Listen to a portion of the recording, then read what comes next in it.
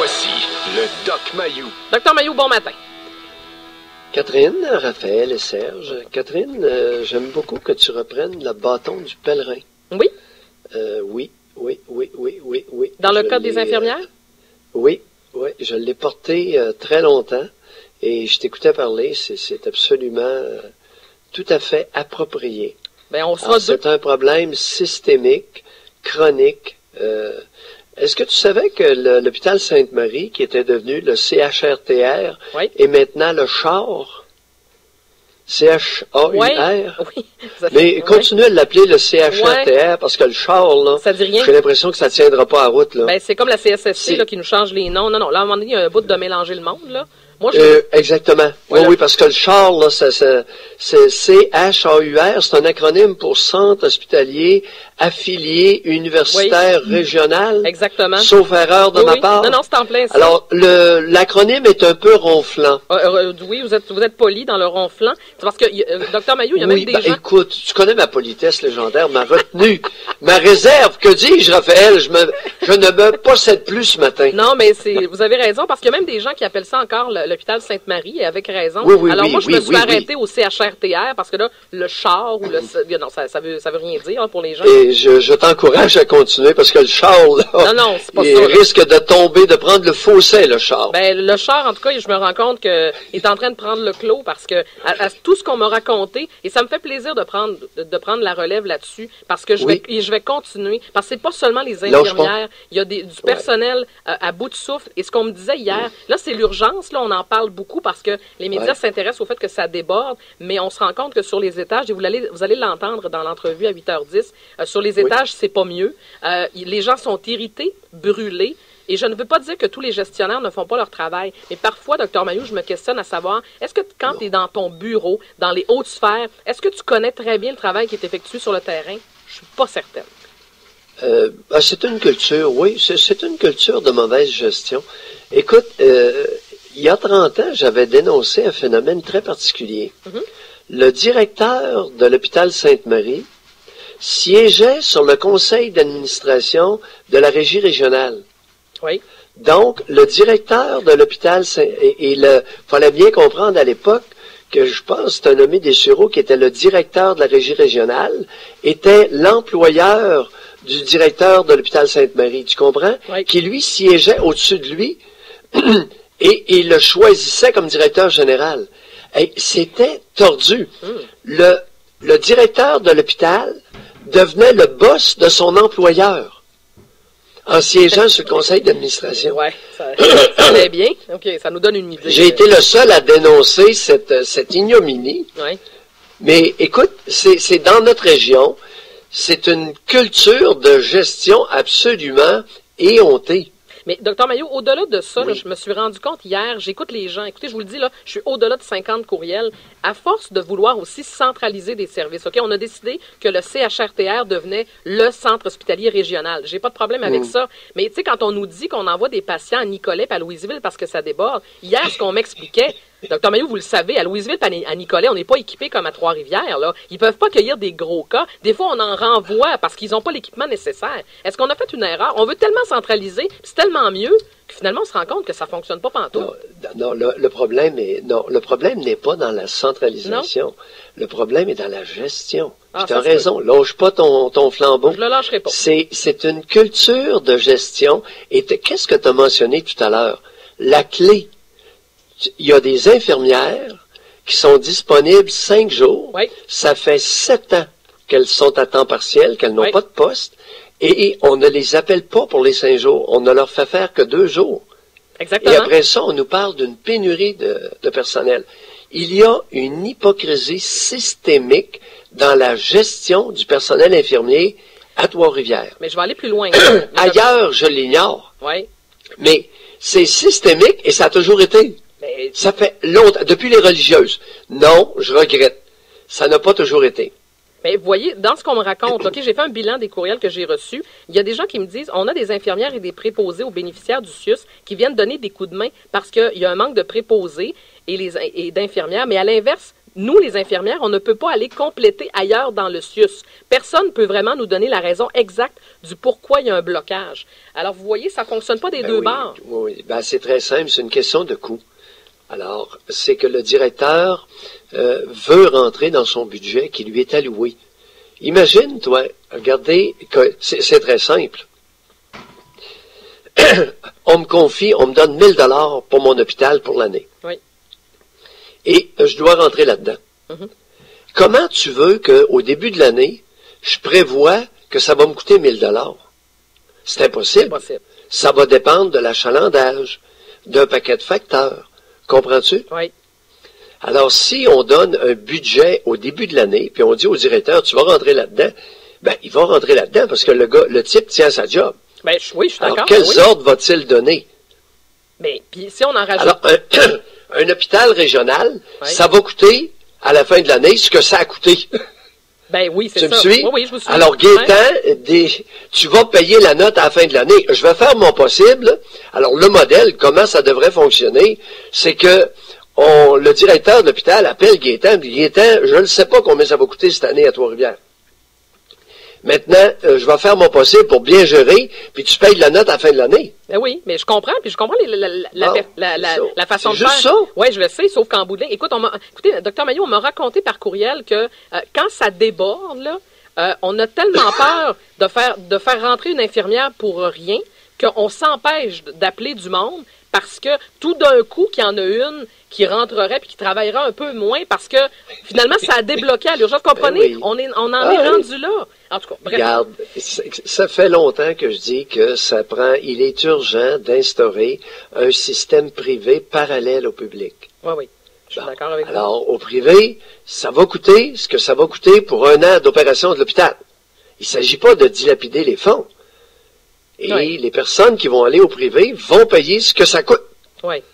Mais, parce que là, on a voulu, écoutez, vous ne pouvez pas avoir le beurre et l'argent du beurre. Non. Alors, vous voulez des services universels, puis vous ne voulez pas que ça coûte trop cher. Vous ne voulez pas, vous voulez des services égaux pour tout le monde, mais vous ne voulez pas payer ce que ça coûte. Le problème est là. Oui, en partie, oui.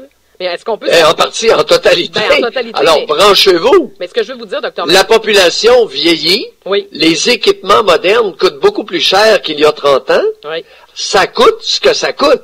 Les résonances magnétiques, c'est extrêmement utile.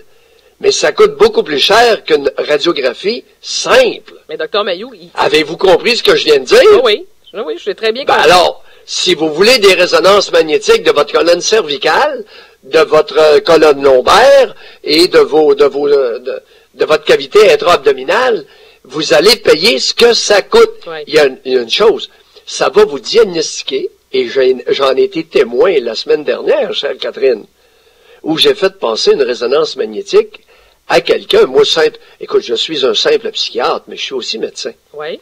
Et j'ai un peu de flair clinique, Catherine. Oui, j'en doute pas. Et j'ai devancé un médecin de famille en faisant passer une résonance magnétique à une colonne vertébrale pour découvrir qu'il y avait de l'arthrose. La personne avait, avait mal, tu sais, les douleurs, là. Oui. Et, ce que j'ai trouvé était très intéressant. La médecin de famille n'avait pas allumé encore. Est-ce qu'elle vous a remercié? Oui. Ah oui? OK. Oui. Bon. Pas la médecin de famille. Non. Ah. Okay. Non. OK. Non. C'est tranquille, vous attendez encore des remerciements? Non, il n'y en aura pas. Il n'y en aura pas. Non, il n'y en aura pas. Il n'y en aura pas, mais j'ai rendu service à quelqu'un. Et là, effectivement, toute la suite va découler. Oui. Ah, c'est très intéressant. Mais, docteur Mailloux... Et ça m'est arrivé aussi avec des résonances magnétiques cérébrales toutes récentes. Oui. Alors, il y a plusieurs choses. Mais la résonance magnétique, c'est extraordinaire. Et attendons le PET scan. Mais les appareils valent dans le million.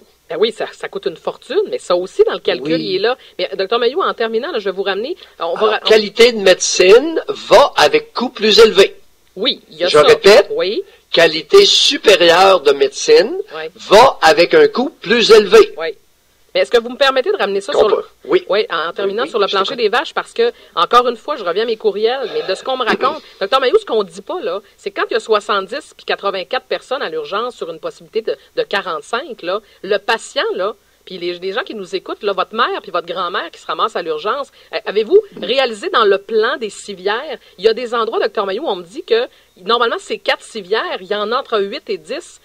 T'es pas mal collé sur le patient à côté. Quand t'es malade, là, ça te tente-tu? On m'a raconté, et vous allez l'entendre dans l'entrevue, il y a des gens qui ont renversé leur urine sur le patient d'à côté. Les infirmières ont de la misère à passer, Dr Mailloux, entre les civières. Oui, je m'excuse. Non, mais écoutez, là. Oui. Ben, ça a toujours été, moi. Dans les années 80, j'étais à l'hôpital Sainte-Marie à Trois-Rivières. Puis régulièrement, c'était le cas. J'ai tout été témoin de ça. Parce que je faisais des consultations psychiatriques à l'urgence. Et moi, je peux... Donc, j'ai tout vu ça. Ça a toujours été par période à l'hôpital Sainte-Marie. Je peux pas croire qu'il n'y a pas plus de plaintes que ça. Est-ce qu'il y a des plaintes puis on nous cache les plaintes? Non. Non. C'est que c'est très dangereux de se plaindre. Pourquoi l'infirmière que tu as interviewée a voulu que ça demeurait anonyme? Vous avez transformé sa voix. Oui, peur des représailles. Et son nom. Pourquoi? Peur de perdre sa job. Peur de représailles. C'est ça. Peur de perdre son emploi. Peur qu'on lui rende la vie très difficile. Oui. Oh, voilà. Un milieu hospitalier revanchard. Oh. Non. Quelle surprise. Docteur Mailloux, on a un auditeur qui est là. Charles qui est en bout de ligne. Charles, bon matin. Bon matin. Bonjour Charles, allez-y. Moi, la question est pour le docteur Mailloux. La question est simple. Est-ce qu'on devrait mettre plus d'argent pour les équipements en santé ou on devrait mettre plus d'argent pour que les gens tombent pas malades? C'est-à-dire, vous m'émouvez. On enlève la malbouffe, on enlève tout ce qui est glucose, fructose, ces affaires-là. Oui. Les gens tombent malades volontairement, selon moi. Oui, vous êtes, oui, du haut de votre ignorance, vous pérorez ce matin, cher auditeur.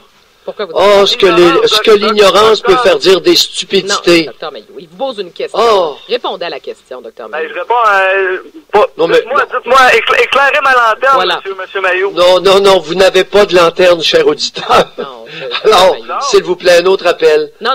Pour éclairer une lanterne, pour allumer une lanterne, ça prend une lanterne. Ouais. L'auditeur est définitivement niais. Non, alors, Dr Mailloux, non, ça je vous le savez que j'aime. Non. Charles, ça fonctionne pas comme ça. Si je vous avais posé la question, Dr Mailloux, vous m'auriez répondu. Je vous demande de répondre à l'auditeur. Dr Mailloux, vous trouvez ça normal qu'une personne sur 3 ait le cancer, que c'est supposé être à peu près 1 sur 1000? C'est moi qui est dans l'ignorance. Ben, on est deux à être dans l'ignorance, Charles. En tout cas, Charles, on vous laisse aller. Merci de votre appel. Le corps humain est fait pour être très, très, très résistant. Mais en l'affaiblissant toujours, avec tout ce qu'on retrouve dans notre alimentation, c'est ça qui cause tous les cancers. Bon, ça vous a fait du bien de le dire? Ça vous a fait du bien, mon Charlot? Ça fait du bien de le dire, c'est complètement la vérité. Merci, Charles, de votre appel. Bon, alors, Catherine, t'as compris que Charlot voulait du temps d'antenne. Non, Dr Mailloux. Il ne voulait pas ma réponse. D'ailleurs, il tient pas ma réponse. Il l'avait. Il voulait me poser une question, me piéger, et pour mieux conserver, pour mieux se conforter dans son château fort d'ignorance et de bêtises. Dr Mailloux, vous voyez des complots. Je pense pas que Charles voulait vous piéger. Il vous a posé une question et vous n'avez pas répondu. Alors, il a continué à nous expliquer ce que lui voulait dire. C'est ça qu'il a fait. Soyez pas de mauvaise foi ce matin. Bref. Ce qu'il voulait dire ou sa position? Mais pourquoi demander... Oui, mais pourquoi demander l'opinion de quelqu'un lorsque notre opinion est faite? C'est de le faire parler dans le vide. Ouais, mais c'est parce que me prenez-vous pour un imbécile? Ah, pas du tout. Des innocents comme ça, j'en côtoie régulièrement.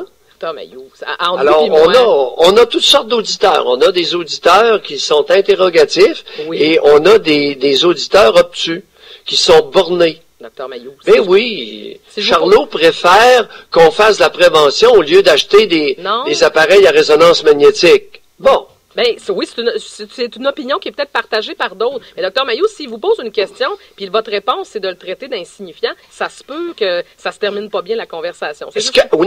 Non, ça s'est très bien terminé. T'as été témoin. Ben, c'est semi. Il voulait du temps d'antenne pour s'exprimer. Bon, mais il l'a eu. Oui, mais ça fait partie de ça, faire de la radio parler, Dr Mailloux. Vous le savez, dans mon émission, je laisse place aux auditeurs, puis je vais continuer de le faire. Mais bref.